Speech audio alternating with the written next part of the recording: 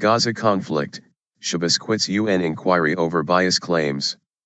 The head of a UN inquiry into potential war crimes committed during the 2014 Israel-Gaza conflict has resigned amid allegations of anti-Israel bias.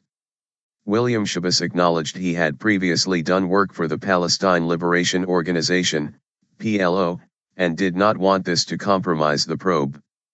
Israel had accused Professor Schabas of clear and documented bias against it. Israeli Prime Minister Benjamin Netanyahu said the investigation should now be scrapped. The inquiry's panel, which was commissioned by the UN Human Rights Council, UNHRC, is due to issue its findings in March. Conflict of interest. Mr. Netanyahu said the council was an anti-Israel body whose record proved it had nothing to do with human rights.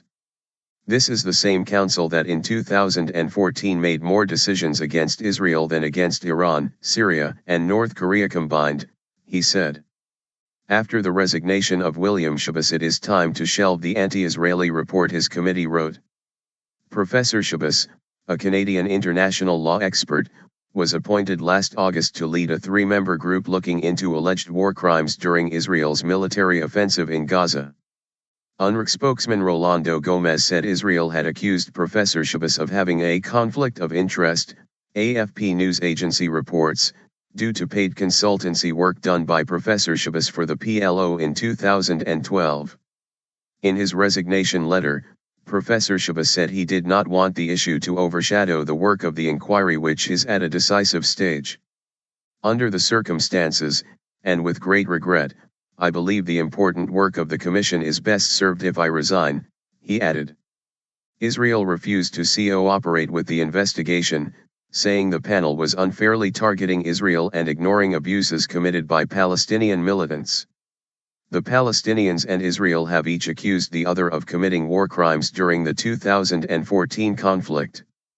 The war left more than 2,100 Palestinians dead, the majority civilians. According to the UN, tens of thousands of homes in Gaza were also destroyed or badly damaged. On the Israeli side, 67 soldiers and 6 civilians were killed by militant attacks, which also caused damage to homes and other buildings. Israel says the offensive was aimed at ending rocket fire and preventing militants attacking it via tunnels. The 50-day war began in July and ended with a ceasefire in August.